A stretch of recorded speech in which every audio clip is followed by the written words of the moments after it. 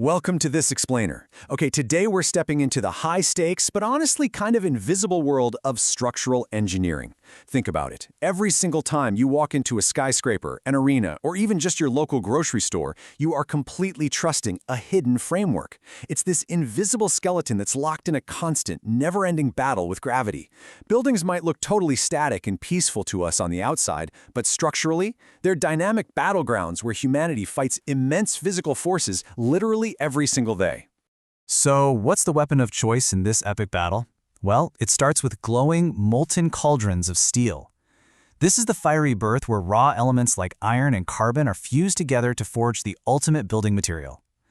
From this incredible, intense heat comes a precisely engineered alloy that goes on to form the invisible skeletons of our modern cities, carrying thousands upon thousands of tons of weight without even breaking a sweat.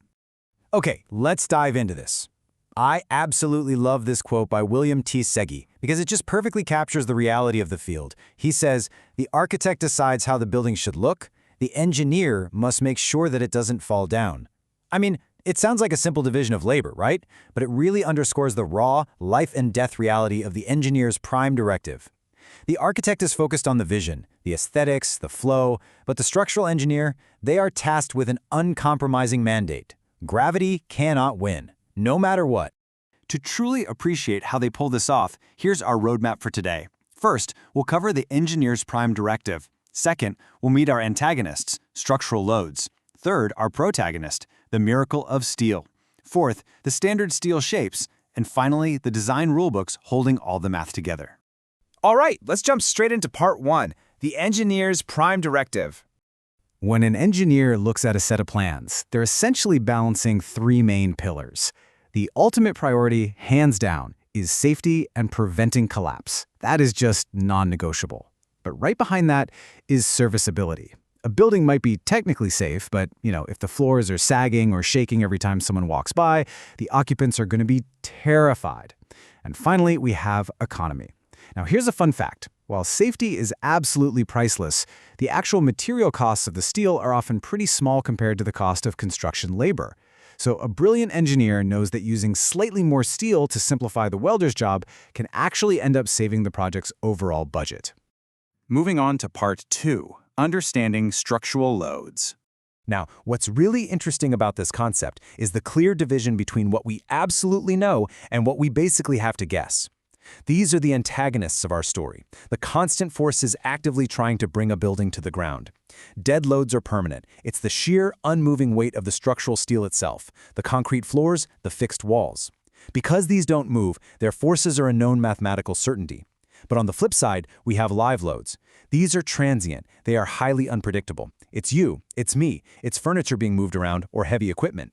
Engineers have to carefully estimate these dynamic live loads to make sure that, say, a sudden gathering of people in one corner of a room doesn't trigger a total disaster. But hey, human activity is just the tip of the iceberg, right? We also have to design for some extreme environmental stressors that test the absolute limits of a building skeleton. Take wind loads.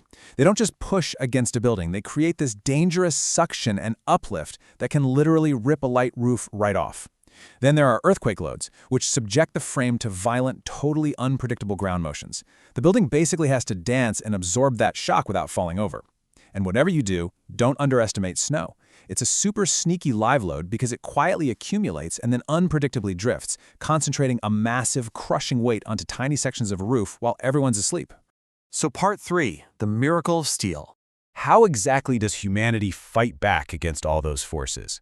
With our protagonist, mild structural steel, and its absolute most critical superpower is its ductility. Ductility is basically the ability of the material to undergo massive deformations and stretch significantly before it finally fractures. Think about it. If you overload concrete or glass, they just shatter instantly. Zero warning. But steel? If you push it past its limit into what engineers call the plastic range, it stretches. This stretching is literally a life-saving mechanism. It causes visible sagging in the building, which gives the people inside a loud, clear warning to get out long before a catastrophic snap ever occurs.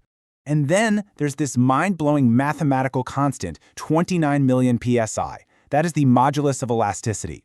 What this staggering number means is that within its elastic range, all structural steel behaves in the exact same way. It doesn't matter if you're using the cheapest plain carbon steel or the absolute most expensive high-strength alloy, its initial stiffness, the way it bends under everyday stress, is identical. It's this fundamental truth of the material that structural engineers rely on every single day to predict how a building is going to sway and deflect. Now, while they all bend the same way initially, they definitely do not all fail at the same point. By carefully tweaking the chemical composition, adding just a tiny bit more carbon or elements like copper and manganese, metallurgists can bump up the shear stopping power of the steel. We move from the classic plain carbon A36 steel with a minimum yield point of 36 kips per square inch, all the way up to the low alloy A572 and A992 grades that push that yield point up to 50 kips per square inch. It's basically chemistry being used to dial up the structural muscle. Which brings us nicely to Part 4, Standard Steel Shapes. We aren't just carving buildings out of giant solid blocks of steel. We use standard shapes. Think of them kind of like adult Legos for engineers.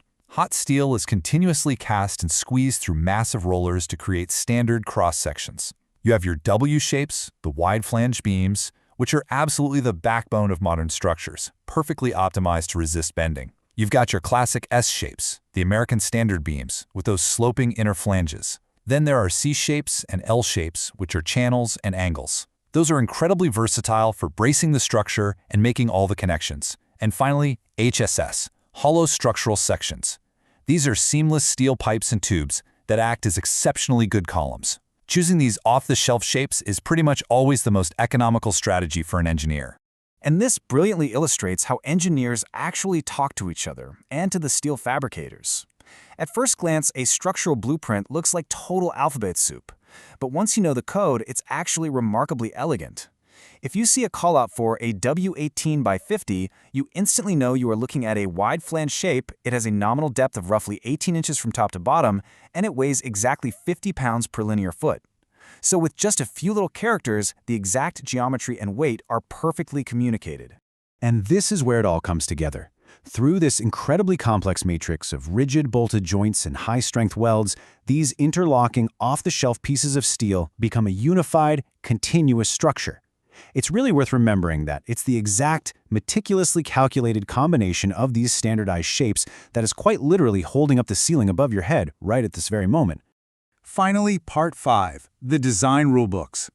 Let's move to how this builds from the legal level all the way down to the actual math. Because, an engineer can't just slap these shapes together however they feel like it. Strict laws govern the whole process. Step 1 is the building code. This is actual enforceable law, like the International Building Code, which legally mandates the absolute minimum wind, snow, and live loads a structure has to withstand. Step 2 brings us to design specifications, like the massive manual from the American Institute of Steel Construction. That translates the legal code into best engineering practices. And finally, Step 3 is the design philosophy. This is the specific mathematical method the engineer actually chooses to calculate the exact size of the steel members they need.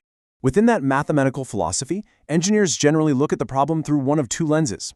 Allowable strength design, or ASD, is all about keeping the everyday expected loads safely below the steel's elastic limit. It's really about designing for normal working conditions. On the flip side, plastic design is a radically different approach. It analyzes the extreme failure conditions, like what exactly happens when the building is in the process of collapsing. I know, it sounds absolutely terrifying to design for failure, but through the use of rigorous load factors, it ensures that the collapse point is pushed so far beyond the realm of probability that the building remains completely, undeniably safe in reality. Well, we've covered a ton of ground today, all the way from the fiery creation of ductile steel to the strict mathematical codes that keep us safe.